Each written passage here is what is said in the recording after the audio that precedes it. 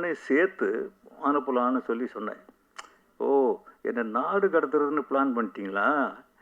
அதெல்லாம் நடக்காது. நீங்கள் சொன்னீங்கல்ல, டிகிரி வாங்கிட்டு வந்து கொடுத்துட்டேன்.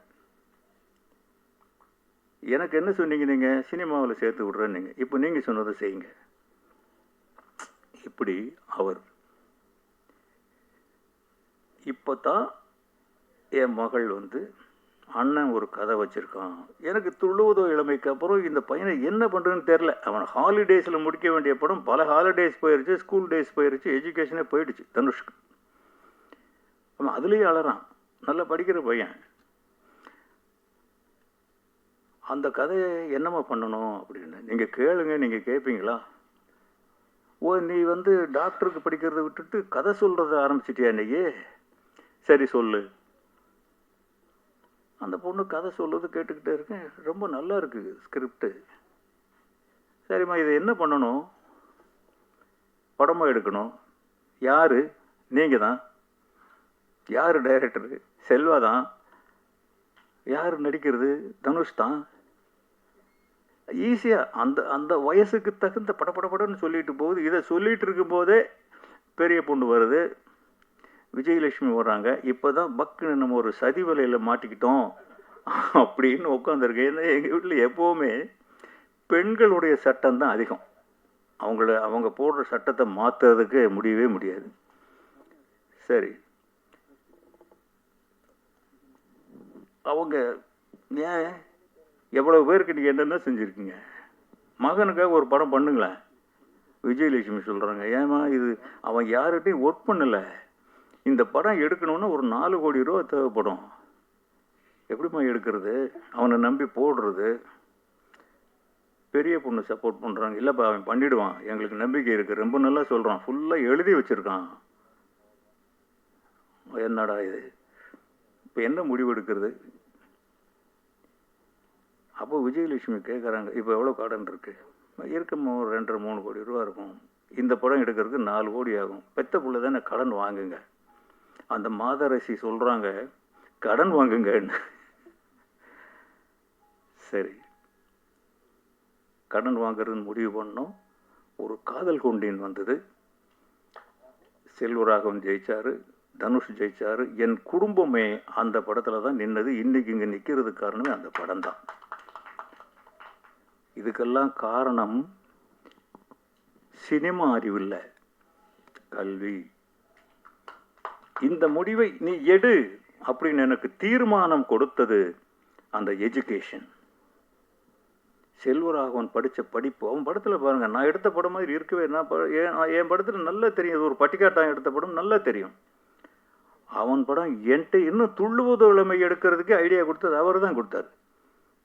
கல்வி அங்கே வரை கூட வருது, இன்னைக்கும் கூட வருது. அதனால இந்த கல்விங்கிறதுல உங்களுக்கு இன்னொரு கூட கொஞ்சம் பொறுப்பு இருக்கு. புத்தகங்களை படிக்க வைப்பது மட்டும் கல்வி அல்ல. இன்னைக்கு நம்ம கிரிக்கெட் இருக்கு. இந்த கிரிக்கெட்டுக்கு எவ்வளவு முக்கியத்துவம், எத்தனை பேர் பாதுகாப்பு, எத்தனை கோடி டர்ன் ஓவர்,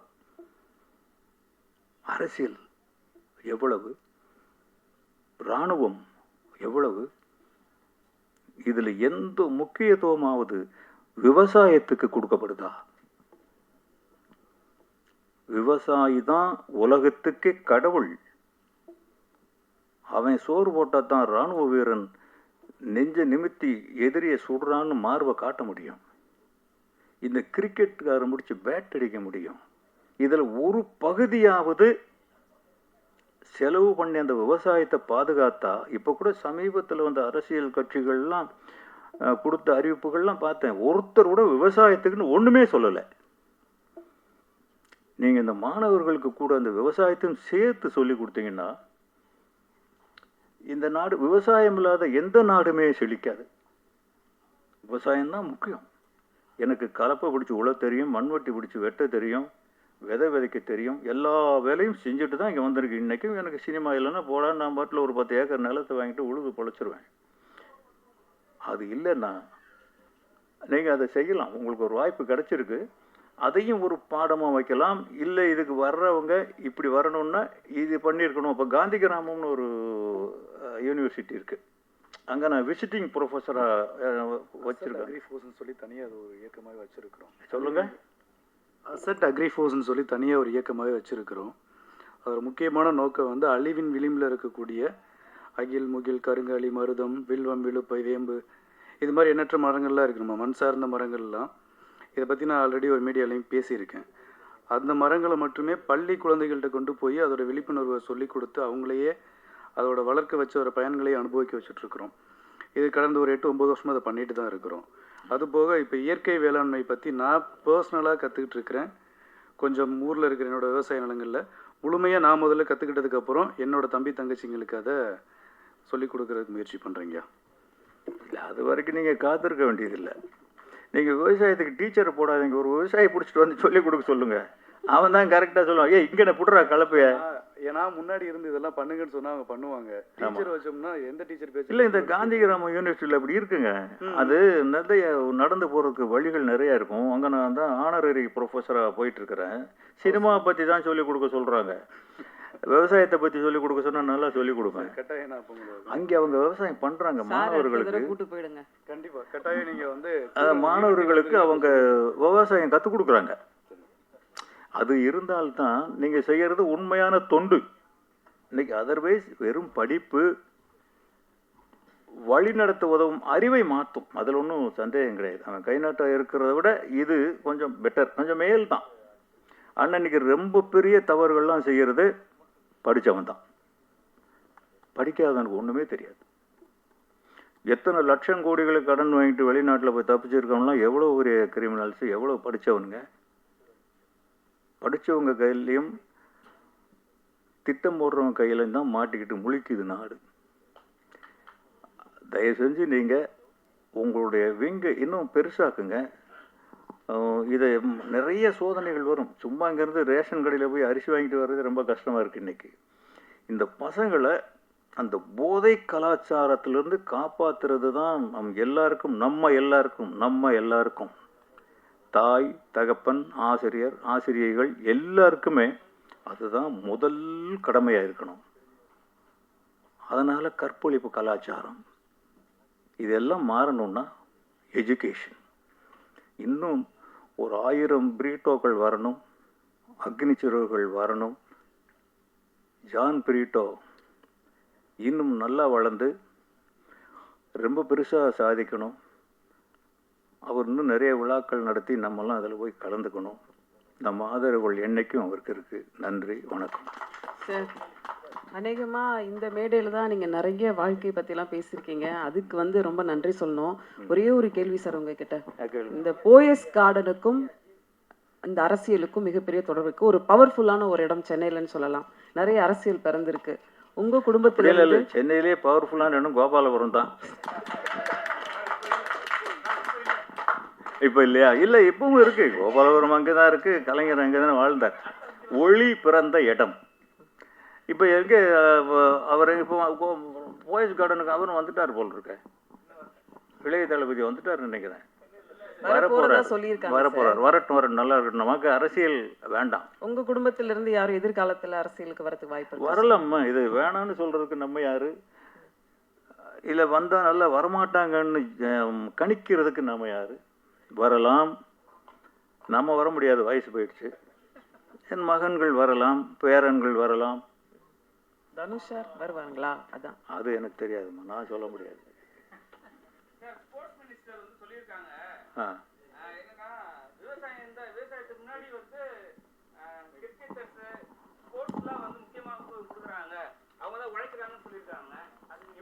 இல்லை, எனக்கு புரியல. நீங்கள் இங்கிலீஷ் வார்த்தையாக சொன்னீங்க. ஆமாம். அப்படி நான் சொல்ல வரல. ஸ்போர்ட்ஸ் தப்புன்னு நான் சொல்ல வரலைங்க. சார், அவர் சொல்லியிருக்காரு. அவர் அதெல்லாம் அவங்க கிட்ட வம்புல மாட்டி விடாதீங்க. அதெல்லாம் நமக்கு தேவையில்லை.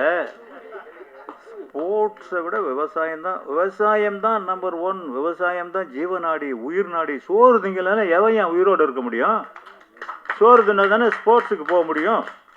எப்படி போக முடியும் ஸ்போர்ட்ஸுக்கு? அதுதான் ரொம்ப முக்கியம். அவர் ஸ்போர்ட்ஸ் இருக்கணுங்கிறது ஒரு நாட்டை கட்டமைக்கிறது, இளைஞர்களை கட்டமைக்கிறது. விவசாயம் அப்படி கிடைக்காது. விவசாயம் உயிர்களை காப்பாத்துறது. எல்லா ஜீவராசிகளுக்கும் விவசாயம் வேணும். ஆடு மாடெல்லாம் ஸ்போர்ட்ஸுக்கு போகுதா? ஆடு மாட்டுக்கும் வேணும்ல. அதனால விவசாயத்தோட எதையும் கம்பேர் பண்ணாதீங்க. விவசாயம்தான் உயிர் நாடி. விவசாயம் இல்லாத நாடு எதுவுமே உருப்படாது. இப்போ நம்ம ஊரில் பாருங்கள், இந்த ரியல் எஸ்டேட் தான் நடக்குது, விவசாயம் நடக்கல. எவனுக்கும் உழ தெரியல. இவங்க இலவசம் இலவசம் இலவசம் இலவசம் இலவசம் இலவசமாக பொண்டாட்டி வெட்டி வைப்போம்னு சொல்லலை. இன்னைக்கு அதையும் சொல்லிட்டாங்கன்னு வைங்களேன், எவனுமே வேலைக்கு வர்றது இல்லையா? விவசாயம் பண்ணுறதுக்கு ஆளுங்களே இல்லை. சொல்லுங்க சொல்லுங்க. மைக்கு சார் இதை மாட்டி விட போறாங்க சார். இல்லை இல்லை சார், சினிமா தான். இந்தியாவில் வந்து ராஜ் கபூர், ரிஷி கபூர் அவங்கெல்லாம் 3 தலைமுறையாக நடிக்க வந்துட்டாங்க. ஆமாம். இங்கேயும் வந்து சிவாஜி சார், பிரபு சார், விக்ரம் பிரபு சார் வந்துட்டாங்க. தெலுங்குலையும் நாகார்ஜுனா, அவர் பையன் அகில் வரைக்கும் வந்துட்டார். உங்கள் பேரன் வந்து இப்போ நல்ல பெருசாக இதாக இருக்கார். தனுஷ் சார் 2 பையன். அப்போ பெருமைப்பட வேண்டியது தானே. அவங்க அவங்க வரிசையில் நானும் வந்துட்டேனே. நடிக்க வர போகிறாங்களா? ஒரு டைரக்ஷனில் ஏதாவது வாய்ப்பு இருக்கா? யாருக்கு? உங்கள் பேரனுக்கு சார். அவன் 3வது படம் பண்ணிட்டேன். யார் நீங்கள் யாத்திராவை சொல்கிறீங்க? ஆமாம் சார். வருவார். அதில் இந்த வீட்டில் இன்னும் 4-5 பேருக்கு வாய்ப்பு இருக்குங்க. ஒருத்தர் வந்துட்டார், அவர் என் மகளோட பையன் பவிஷ்ங்கிறவர். அவர் இப்போ 5வது கூட பண்ணிகிட்டு இருக்காரு. ஆமாம், அப்படி வருது. அது நிறைய பேருக்கு வருது. இவர் யாத்ரா வருவார், லிங்கா வருவார். இன்னொருத்தன் இப்போவே அசிஸ்டன்ட் டைரக்டர் ஒர்க் பண்ணிட்டு இருக்கிறான், அவன் டைரக்டர் ஆவான். அவ்வளோதான். இங்கே சாப்பிட்டுட்டு எங்கே போய் வேலை செய்கிறது? ஓகே, நன்றி, வணக்கம்.